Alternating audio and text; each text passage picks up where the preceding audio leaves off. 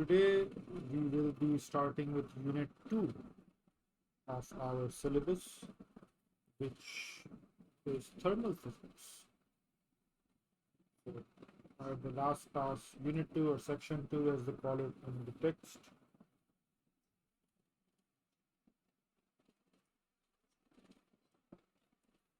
So we're done with motion and work and all of that. Forces.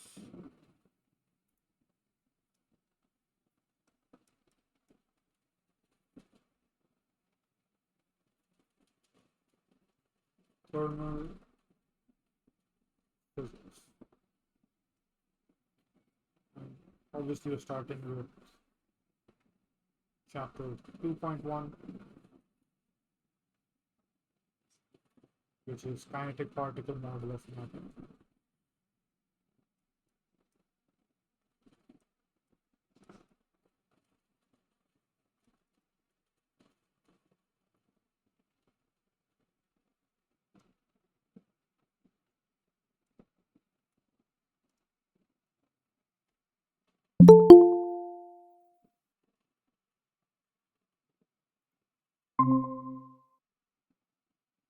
Assalamu alaikum, welcome to class, Sophia. We're just getting started. Sorry, I'm late. Walaikum assalam. No, that's fine. Okay, now the kinetic particle model of matter is, as you would recall from your chemistry syllabus, because this topic is covered earlier on in chemistry, it is the same. And honestly, I believe that it is better explained in the chemistry textbook than it is over here, but still, right? This also tells you very clearly that there is overlap between the sciences, right? So you've got topics in chemistry that are appearing in biology, or you could look at the other way around, and there are concepts that are also overlapping or applied through chemistry and bio and bio and physics, right? So talking about the kinetic particle model of matter, we first of all start talking about matter. Very briefly, matter, we mentioned in Unit 1 that matter is the amount of substance, right? Stuff that a particular body has, and it is made up of tiny particles.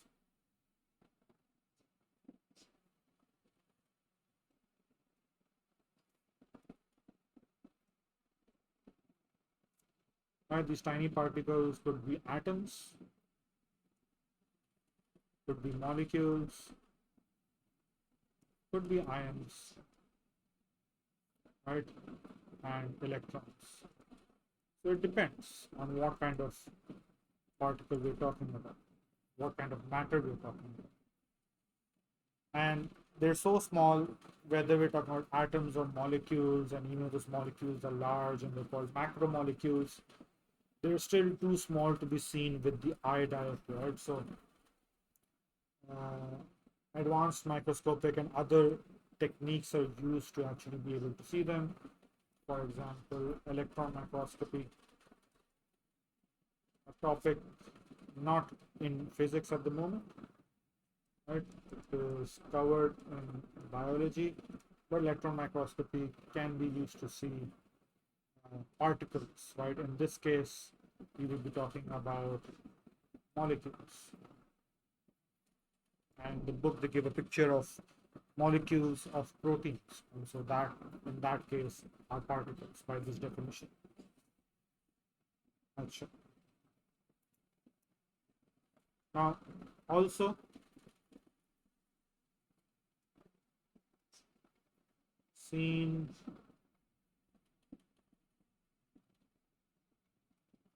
by, okay, when we're talking about molecules themselves are made up of atoms.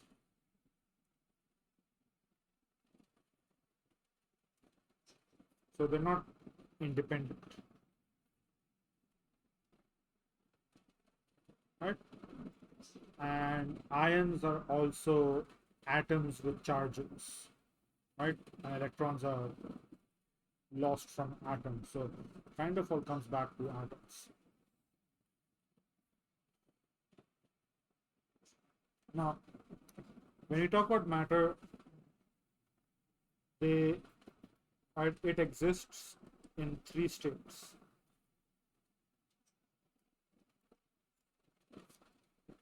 Either solid, as a solid, or a liquid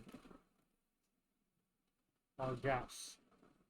And the way that these tiny particles that are making up whatever we're talking about in these three different states, right, the way they behave is different. So, right, the behavior of these particles is different. And that's what we're going to talk about in the kinetic particle model. Let's start off with solids. I'm hoping there are no questions so far. This is just very generalized introduction.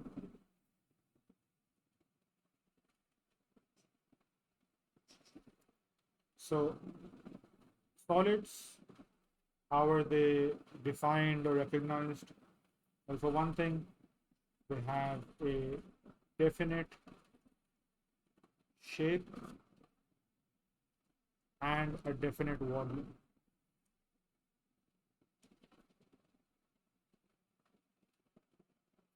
Right? And they are not easily compressed. So you can't squeeze them and make them smaller or occupy a smaller volume. And why is that? That is because the particles of a solid are very close together.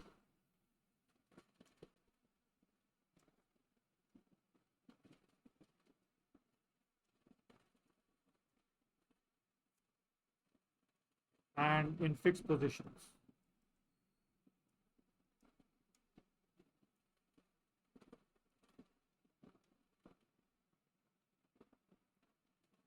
So what happens, and generally, right, they're close together, so the forces of attraction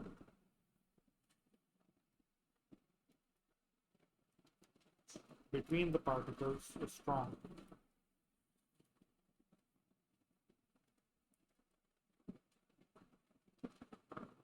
And talking about the fixed positions, so if a force is applied to a solid, right, the atoms can move apart slightly in the direction of the force, and that is stretching.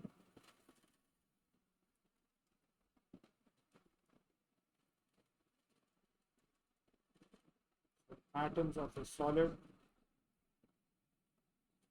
can move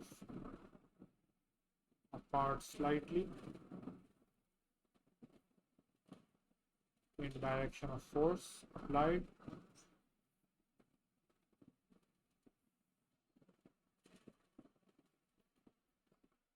Right, and that is stretching.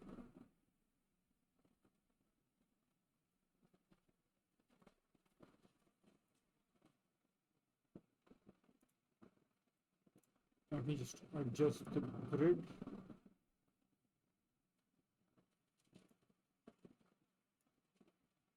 Too much. Right. What else do we have? So if you heat a solid,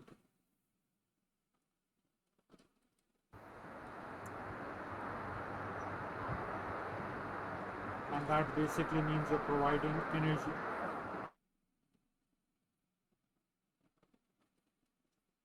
To the particles that making the solid.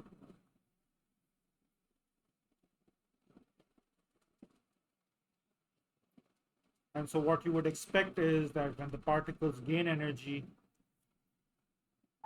They move quicker. well, they move quicker and they move further apart, right? So we're going to talk about the quicker part later. We're going to talk about the vibrations and everything. when we get into discussing this in terms of the kinetic particles, this is an introduction to the states of matter. And so they move farther apart. And as you mentioned, the reason they're moving farther apart is because they are vibrating, right, due to that gain in energy. And if enough heat is applied or supplied, The states change. yep,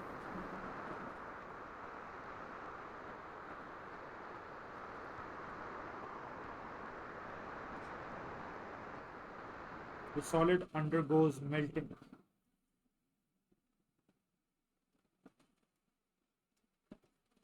right, which means it becomes a liquid.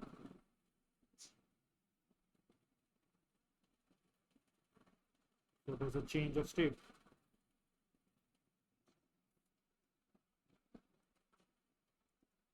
Right, and that is because the particles have moved sufficiently far apart. Right, this is called the melting point of the solid. Well, melting point is more according to a specific temperature. So the temperature at which all the solid is, converted to liquid is called the melting point.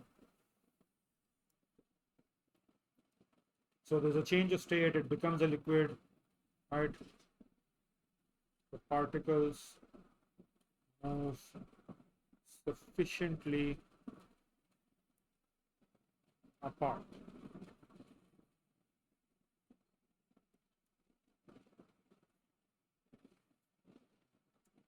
So we come to liquids.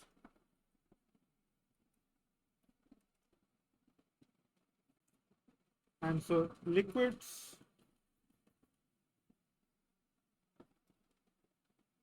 have a definite volume, meaning they occupy a definite or fixed three-dimensional space. They take up the shape of the container. Yes, right? They take the shape of the container.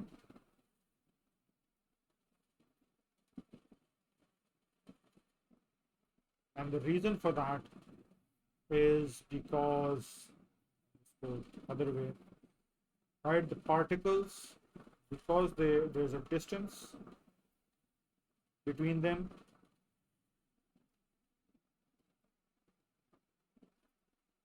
so they can slide over one another, slide across.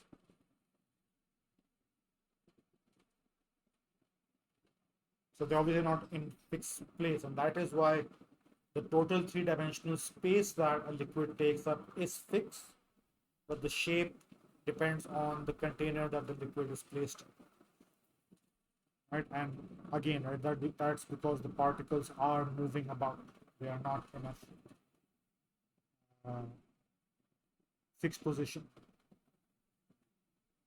Yeah. Okay, they are more easily compressed or stretched as compared to solids. So compared to solids, right, we are just coming out of talking about hydraulics and the fact that liquids aren't all that compressible, and so they transfer the pressure applied. So we talked about that in last chapter we covered. But compared to solids, they are still compressible. Right? Solids not, right? I wouldn't say not at all, but really slightly. Yeah. Okay. Now, similar to solids, when heat is applied, right, the liquid expands.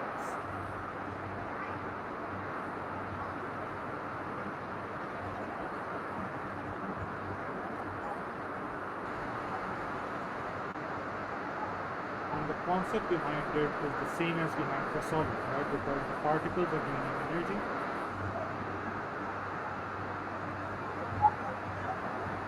And moving further apart,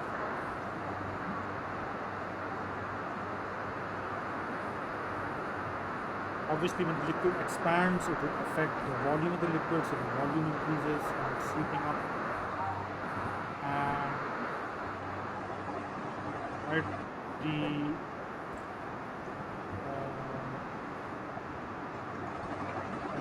and so when it gains sufficient energy, right, there are two things happening in the liquid. The first thing is when it gains sufficient energy,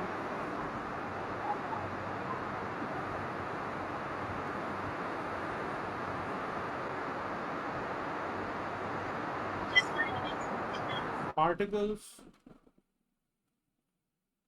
uh, right escape the surface of the liquid.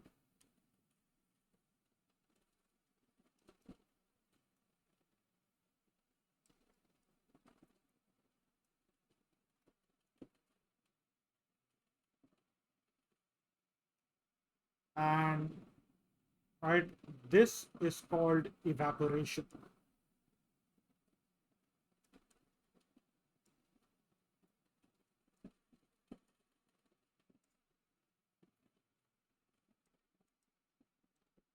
Further heating, right, uh, would cause the liquid to come to a boil, and that is when the liquid, Turns to gas.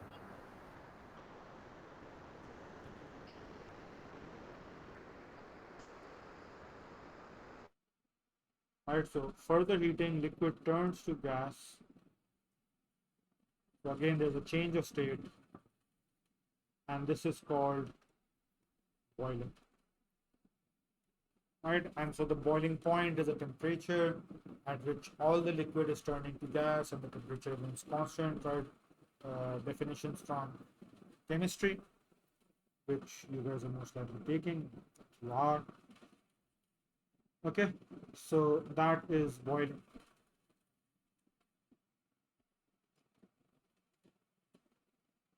Then you have gases. So the third step. And gases do not have, so they don't have definite Fixed volume, shape. right, nor shape, and basically depends on the container they are filled up in.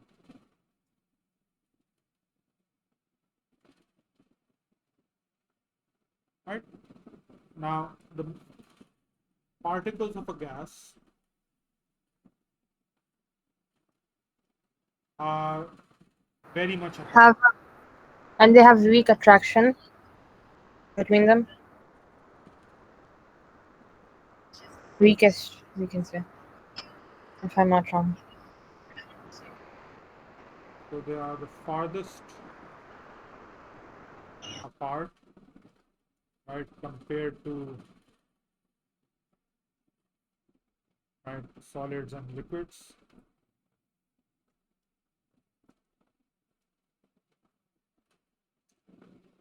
And right, talking about attraction, right, there's this like very little, right, if any, little to none of the attraction between the particles. There's no order in the particles.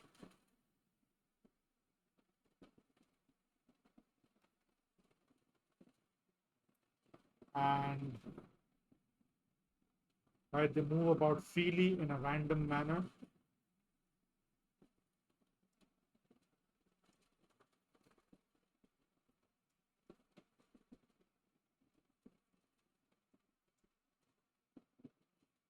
Also, they are more easily compressed, right, even as compared to liquids.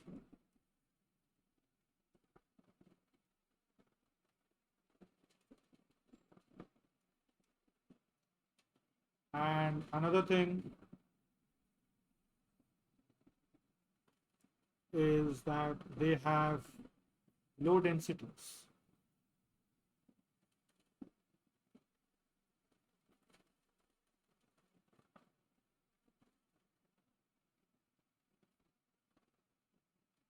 In fact, not just lower, but much lower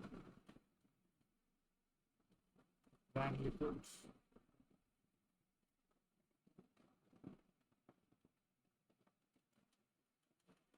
Right? And so there is no further change in state because you can't go above gases. That's as far as the states go, states of matter. And so, right, you've got a solid, it's turning into a liquid, and that's turning into a gas. You would expect solids to have highest density, liquids to have lower, and gases have the lowest density because density is mass per volume, right? And so solids have a fixed mass, obviously, and the fixed volume. Liquids also pretty much. Gases, as we just talked about, not so. The other thing is that the states go both ways. So you can have gases turn into liquids and liquids turn into solids. Now, when you have a gas go into a liquid, you've got a change of state in the opposite direction, so to speak. Right? That happens when energy or heat is lost. And that change of state is called condensation. So gases condense when they are sufficiently cooled, they lose enough energy to go back to the liquid state. And similarly, when you've got a liquid going to a solid, again, when they lose sufficient energy when they cool, that is called solidification. Right? In certain cases, freezing.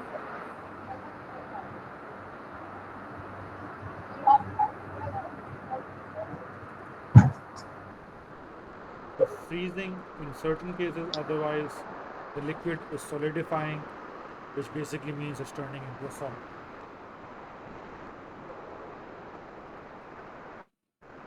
All right. Yeah. That was unit chapter or subtopic 2.1.1, which is talking about the states of matter. Then we move on to the next, which is where we actually discuss the particle model.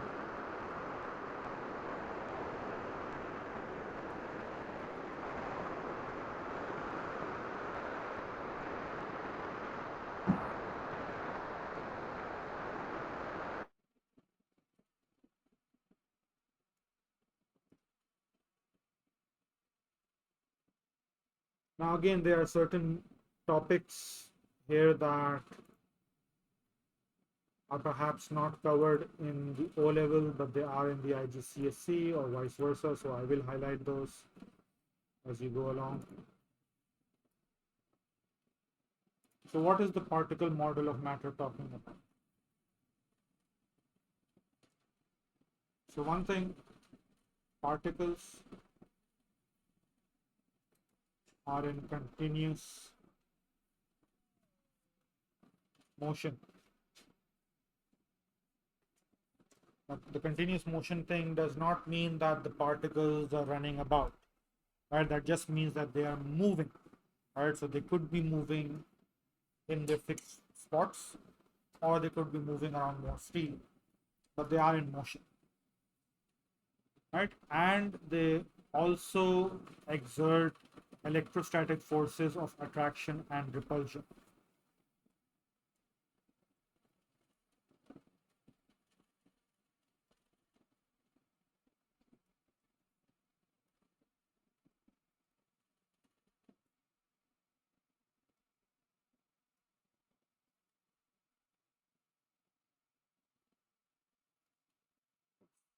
Repulsion wrong. Repulsion.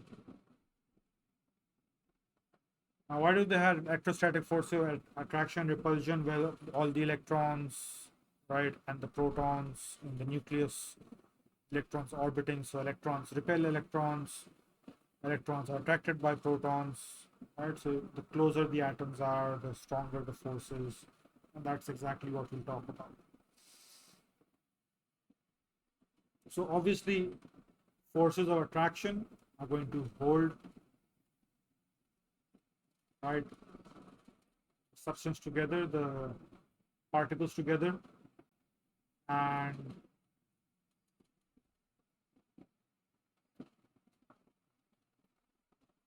the repulsion, it's not like it's going to cause the matter to break. It has, right, it's going to resist compression.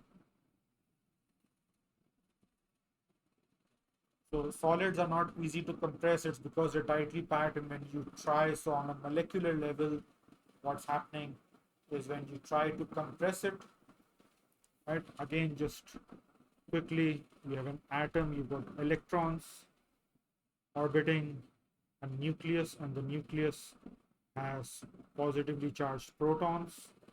The electrons are negatively charged, right? And so the attraction is what's holding all the atoms together. So ideas are supposed to be atoms. They all have electrons, all have protons in the nucleus. And so the attraction between the opposite charges is what's holding them together, whereas the repulsion between the electrons and, if it comes to a repulsion between nuclei, is what's going to resist compression. So the closer they are, they don't want to get any further closer together. So solids are not compressible in general. That's the reason, because they're already tightly packed together. Right? Liquids are slightly compressible because we just talked about, the distance between the molecules grows, and so that gives space for compressibility, allowance for compressibility. And gases, because they're all over the place, they are far more easily compressible. Right? And so the repulsion is weakest in gases, and so is the attraction, basically. Right? Okay. Yes. So now, with the lens of the particle model of matter, let's take a look at the three states again.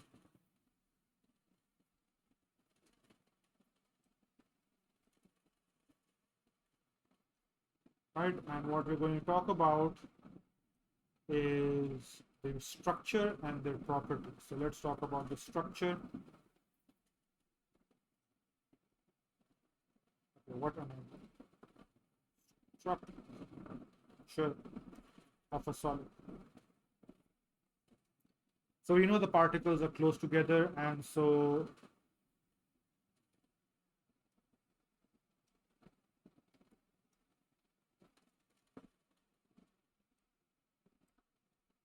and right, the attractive and repulsive forces between neighboring molecules or particles, let's say the atoms, right, are balanced out.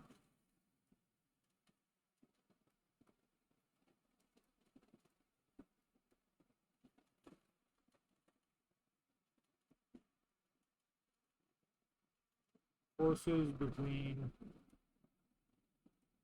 neighboring particles is balanced. Meaning they both are like equal. Uh, well, yes, that means that they are close together, so they're tightly in fixed space, as close as that particular particle will allow, and right, they're like the fact that they have a definite shape, right? So this is how solids are arranged. If you want like very proper.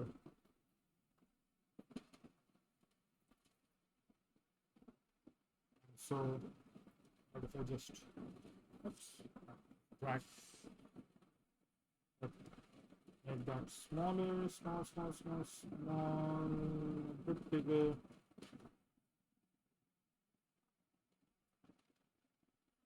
How do I move this thing? Right.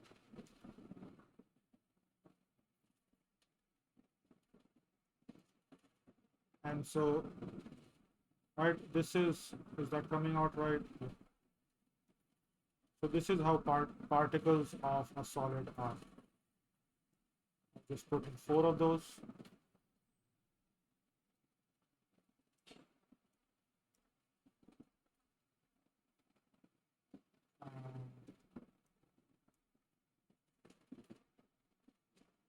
Right, let's say like they're like this.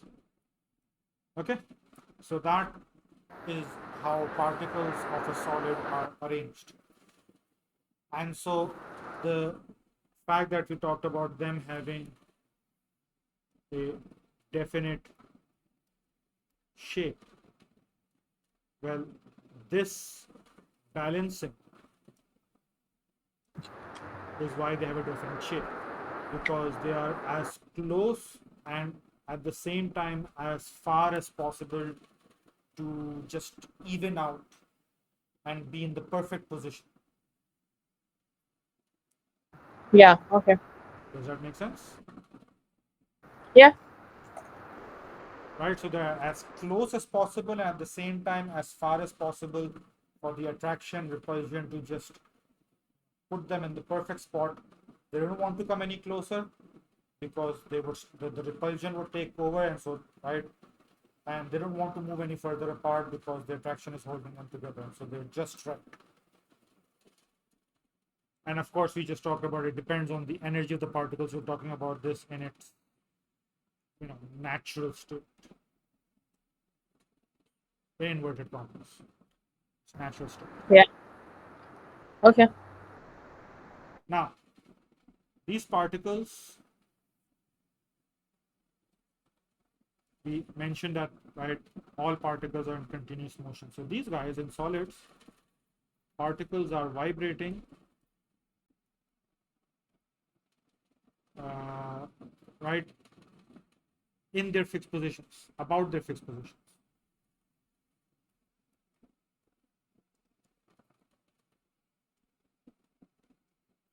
And the fact that they're vibrating means that there's motion, right? So if you want to represent the vibration like this,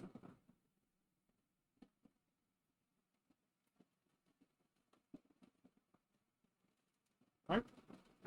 Vibration basically means they are gaining energy, right? No, that they have energy,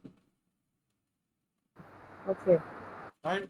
When they gain energy, the vibrations will increase, right? So on a molecular level, right, on an atomic level, right, your laptop or your mobile that you have in front of you, your hands, right, all the particles, all the molecules and atoms that your hands, your mobile, your desk, the wall, the pencil that you're holding, maybe the paper you're writing on an atomic level, whatever is making that up is vibrating.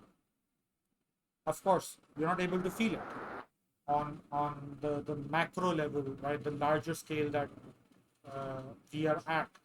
But right, it's vibrating. Why? Because it does have energy. All particles have energy, Okay.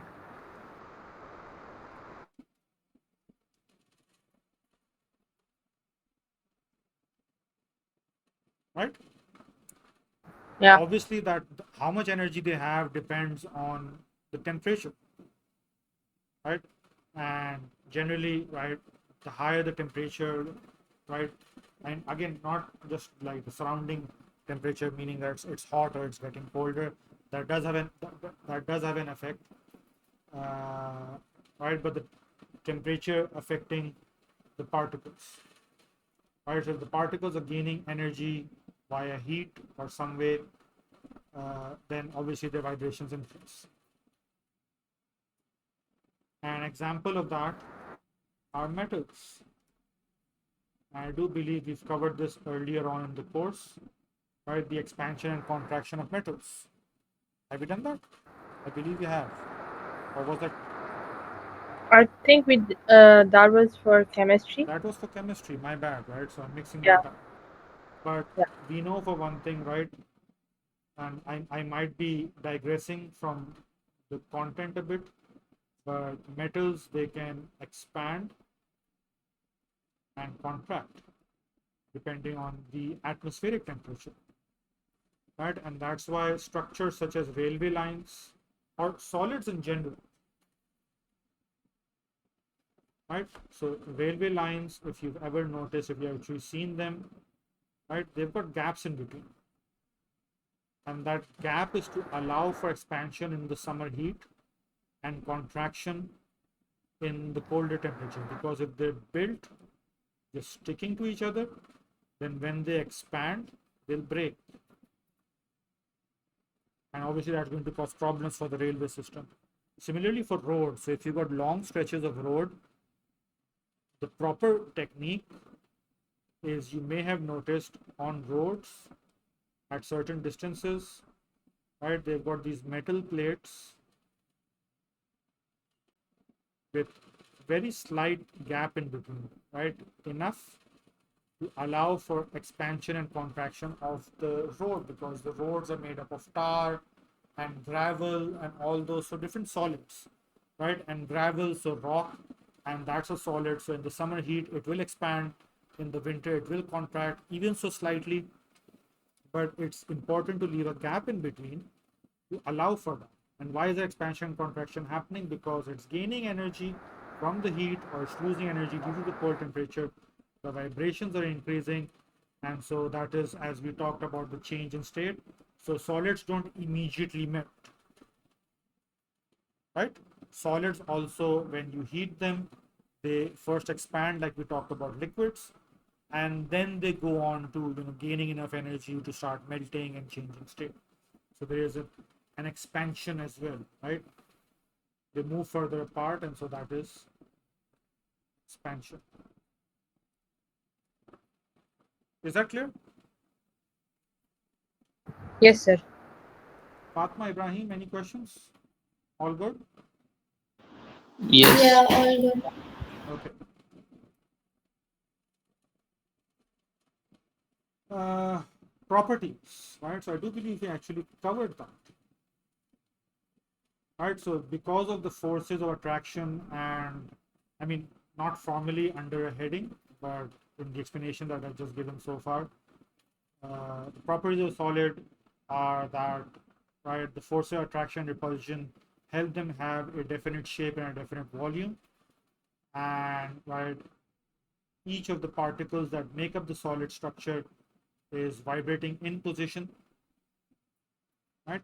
And that's basically all they have to talk about solids, the structure of solids, and then the properties of solids. Do we have time? Yeah, I think I'll continue on to liquids. I think we have 15 minutes left. So let's talk about liquids. And now that we've gone over solids, right, the next becomes easier.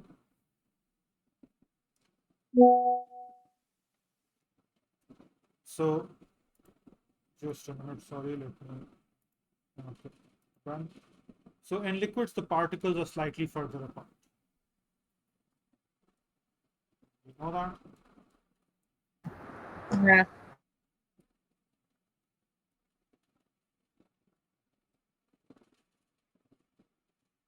And in general, compared to solids, they have, right, more energy, and right, they're able to move past each other.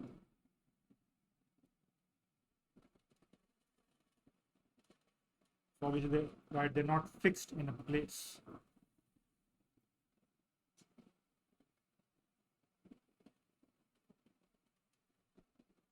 So keep in mind that in case of liquids, plus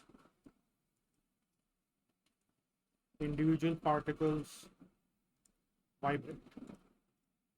So there are two kinds of motions happening over there. One is the vibration of the particles that we discussed in solids. So individually, particles vibrate. That's still happening. But now they're able to pass each other. Why? Because they've gained enough energy for the forces of attraction to weaken.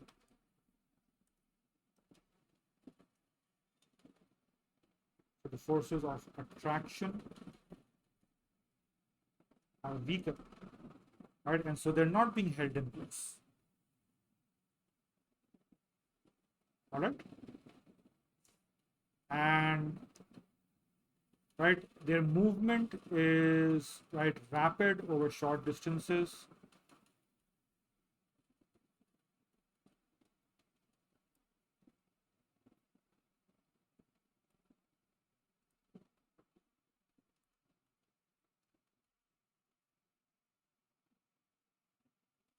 Right.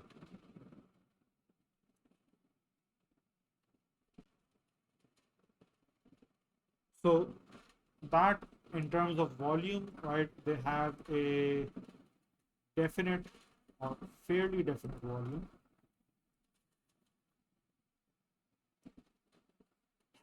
The volume is more than a solid, right? So for we talked about density for a substance that is in the three different states: solid, liquid, gas. So density of a solid should be highest, then right lower for liquids perhaps, and then lowest for gases. The volume occupied by solid should be lowest, should be right slightly higher in a liquid, and then right gases just take up the volume of the container, so they don't have a fixed volume at all.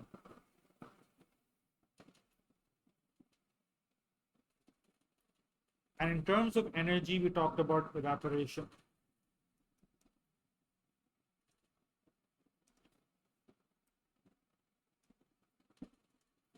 Right, so that basically what's happening over there is that molecules or particles of the liquid at the surface, right, gain enough energy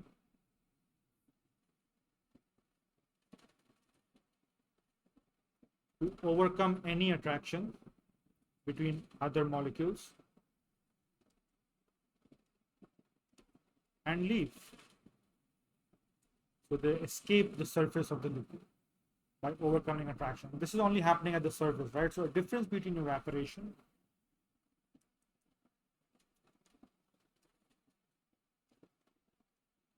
and boiling.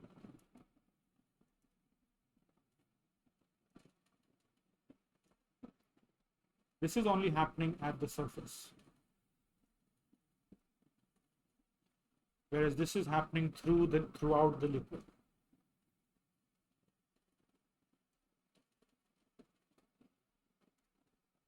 That's basically right difference.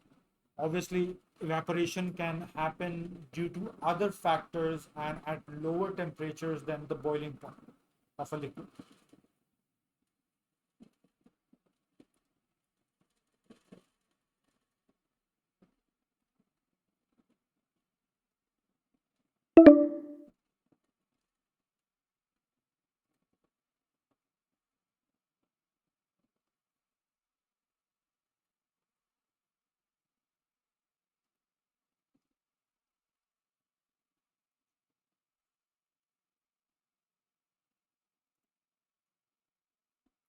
Okay.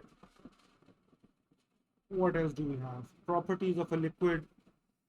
Uh, right, the forces are less. We talked about that, and so the distance is greater, and so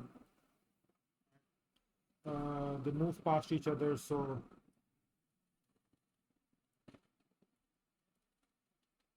the distance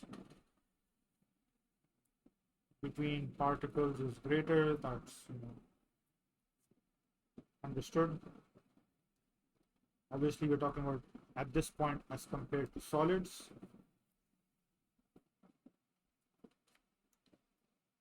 And yeah, so they don't have, the attraction is not strong enough right, to give them a regular pattern. Not strong, I'm squeezing it here, not strong enough for regular pattern or regular structure. And yeah, I just scribbled that.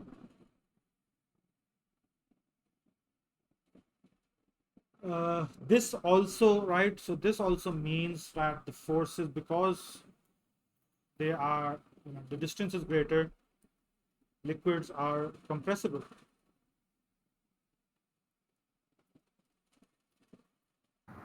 Yes.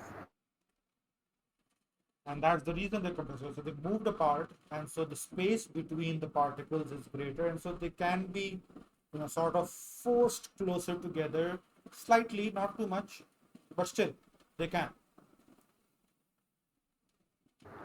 Yeah. Right.